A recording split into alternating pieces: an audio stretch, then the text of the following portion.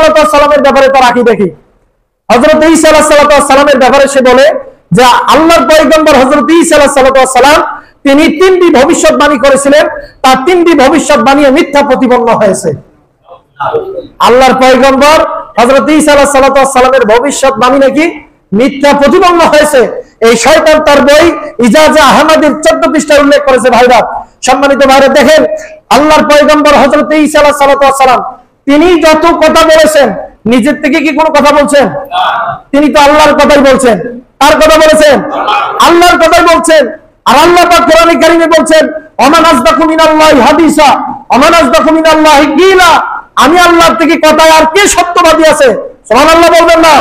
তো সম্মানিত ভাইরা, আল্লাহ রাব্বুল আলামিনের কথাই হযরত ঈসা আলাইহিস সালাম বলেছেন। সুতরাং আল্লাহর পয়গম্বর হযরত ঈসা আলাইহিস সালাম তিনি মিথ্যা ভবিষ্যৎবাণী করেন নাই, তিনি মিথ্যা কথা বলেন নাই।